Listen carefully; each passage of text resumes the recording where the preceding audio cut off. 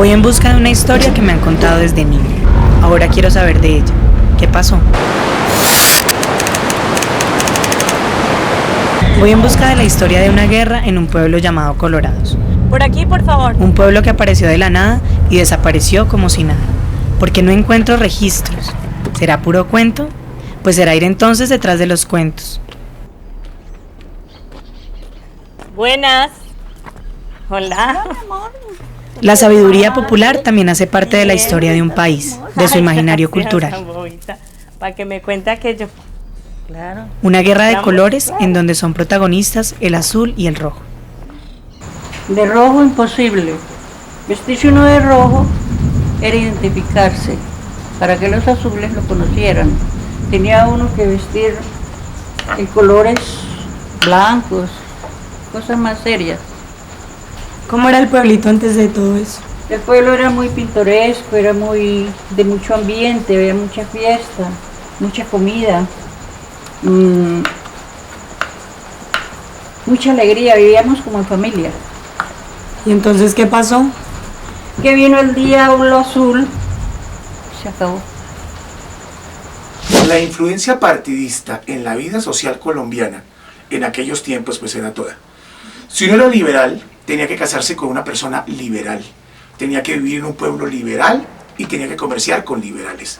De igual manera pasaba lo mismo con los conservadores. Lo que llama la atención aquí es que la gente en el fondo no tenía una conciencia muy clara de qué significaba pertenecer a uno u otro partido. Era más seguir colores, era más seguir tradiciones. Campesinos con machete en mano, unos de un color y otros de otro, cortando las cabezas de su hermano, de su amigo, de su vecino. Esto dice el cuento que escribió Mercedes. Ella vivió en carne propia una guerra que no recuerda ya casi nadie, una guerra cruel que alimentaban los de arriba y la peleaban los de abajo.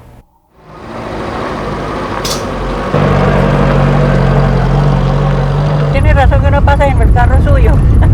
No, pasan más carros, lo que pasa es que es carro similar a este. Camperos. Mercedes se pregunta qué queda hoy de aquel pueblo que dejó entre sangre y lágrimas. Mejorar la raza. Ella buscando su pasado y yo buscando una historia. Con todo. Yo, Chuchito.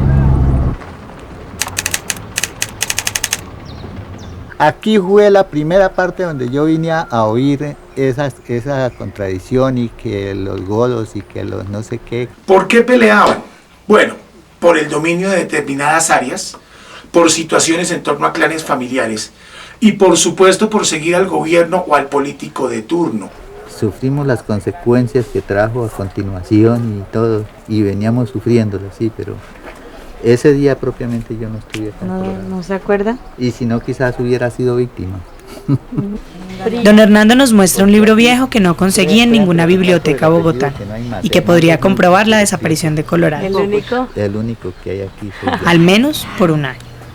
Por decreto 273 del 19 de abril de 1950 se suspendió y se restableció por decreto 968 de 23 de noviembre de 1951.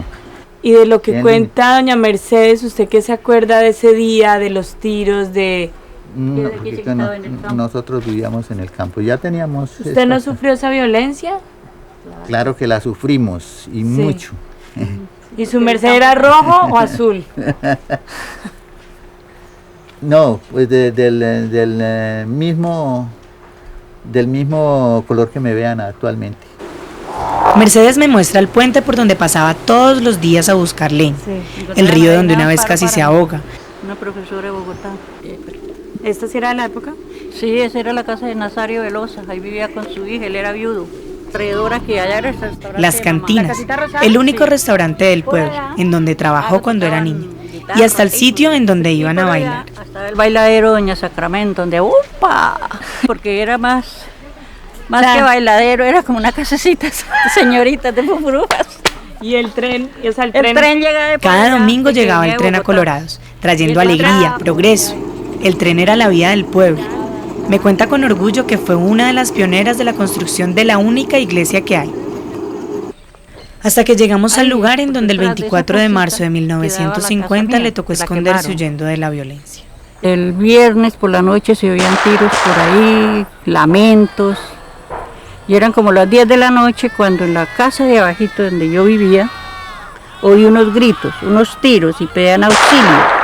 Entonces yo me llené de miedo, fue tanto el miedo, agarré a la niña, salí corriendo así por un solar, cuando me resbalé en algo. Yo puse una mano así y sentí como gelatina y olí, era sangre. Y de pronto empecé a buscar para pararme. Cuando le puse la mano así como en la barriga a un muerto, yo sentí que las piernas no se me movían y seguí tocando, por otro lado toqué otro. Entonces yo estaba en medio de dos muertos, de dos señores que habían matado temprano. Entonces oí que los soldados ya habían llegado a hacer orden en el pueblo, tenían un poco de presos y los soldados del ejército de la base Germano Lano, ellos llegaban a auxiliar el pueblo. Y ellos con correta empezaban, la gente que esté escondida en el monte salgan, la gente que esté escondida en el monte, que esté el ejército llamándolos, que no hay peligro. Entonces yo ya pues en el fondo de mi alma yo sentí como un alivio, cuando sentí que porque todavía estaba entre oscurito y claro, una linterna me alumbró y me dijo, manos arriba. Entonces yo apenas le dije así que no, y yo apretaba a la niña. Entonces un capitán que era de la base, amigo de la familia, me vio y dijo, ella es la hermana de la modista, esa señora está en dieta, ayúdenla. Y me cogieron, me sacaron, un soldado cogió la niña y me llevaron casi a la casa. Pero yo iba untada de popó, untada de sangre, mejor dicho, yo en la desgracia más grande, sobre todo en la angustia tan grande de saber lo que estaba pasando en mi pueblo tan hermoso. Yo nunca creí que eso fuera a suceder.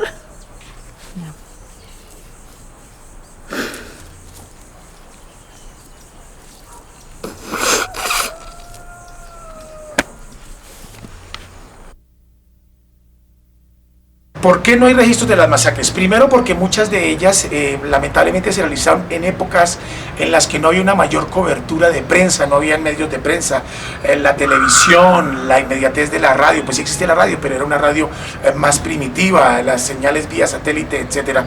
Eran masacres que iban de boca en boca y en algunos casos pues eran exageradas o en otros eran minimizadas, era más como una triste tradición oral. Entonces era muy difícil de verdad documentarlas, eran más los desplazados y en algunos casos lamentablemente debía aplicarse como hoy la ley del silencio, ¿no? En el aire siento el olor a muerte que describe Mercedes. En el aire se respira incertidumbre, horror y dolor.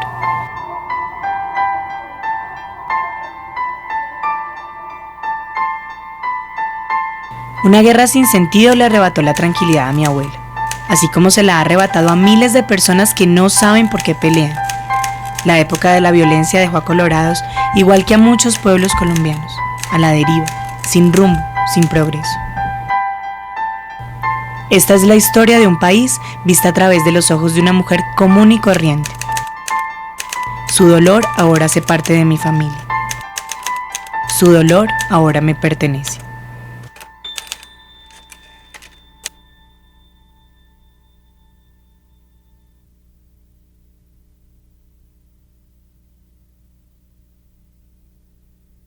Lo que yo dejé aquella vez no existe nada de eso, lo único que hay de eso son todas estas ruinas. Una miseria, es un pueblo fantasma.